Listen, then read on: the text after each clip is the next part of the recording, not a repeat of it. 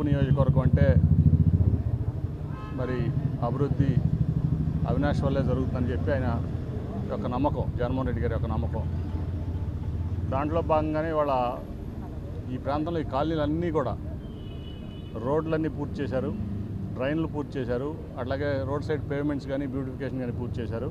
అలాగే ముఖ్యంగా విజయవాడ తూర్పు నియోజకవర్గానికి ఎప్పుడో మా చిన్నప్పటి నుంచి కూడా, మేము పుట్టక ముందు నుంచి కూడా ఆ కృష్ణలంక ప్రాంతంలో వరద వచ్చినప్పుడు, ఎస్పెషల్లీ కృష్ణానది వరద వచ్చినప్పుడు ఆ ప్రాంతం అంతా కూడా మునిగిపోయేది.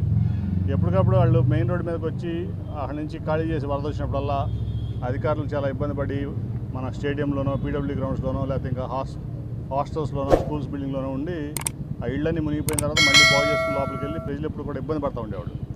అటువంటి వాళ్ళ ఒక చక్కటి రీటైనింగ్ వాళ్ళు మొత్తం పూర్తి చేసి ఇవాళ ఆ ప్రాంతంలో నివసిస్తున్నటువంటి దాదాపు 8,000 కుటుంబాలకి ఒక భద్రత కల్పించినటువంటి మంచి పేరు, అట్లాగే ఒక అభివృద్ధి సాధకుడు అని చెప్పి ఇవాళ నెహ్రూ గారి అబ్బాయిగా అది దేవినేని అవినాష్కే దక్కుతుంది.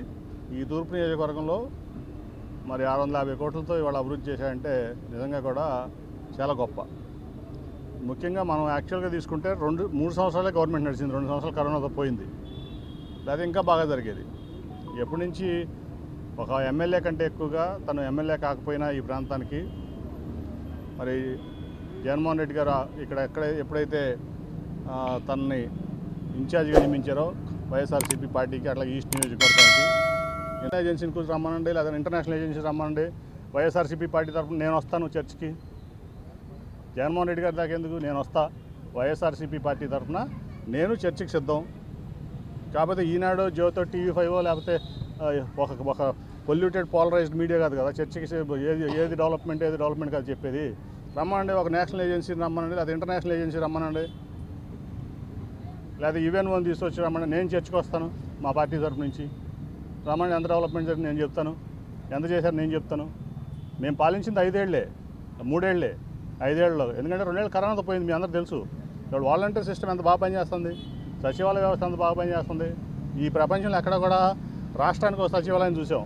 ఇవాళ 15,000 విలేజ్లో ఆల్రెడీ సొంత భవనాలు 11,000 చిల్లర ఉన్నాయి. మిగతా దాదాపు 20,000 పైన సచివాలయాలు వచ్చినాయి. 20,000 చిల్లర సచివాలయాలు వచ్చినాయి. ఏది అభివృద్ధి అంటే నువ్వు పెట్టుకున్న గ్రాఫిక్ క్యాపిటల్లో ఒక టెంపరీ సెక్రటరేట్ కడతాం అభివృద్ధా, ఒక టెంపరీ హైకోర్టు కడతాం అభివృద్ధా, లేకపోతే ప్రతి వాడికి ప్రతి వ్యక్తి దగ్గరికి అభివృద్ధి వెళ్ళటం అభివృద్ధా? నేను చెప్తున్నా రమ్మను, మా పార్టీ తరఫున నేను వస్తా. ఏ నేషనల్ ఏజెన్సీని పెడతావా, ఇంటర్నేషనల్ ఏజెన్సీని పెడతా రమ్మను. నీ TV5 నీ ఈనాడో నీ ఆంధ్రజ్యోతి కాదు కదా డిసైడ్ చేసేది ఏది అభివృద్ధి కాదో.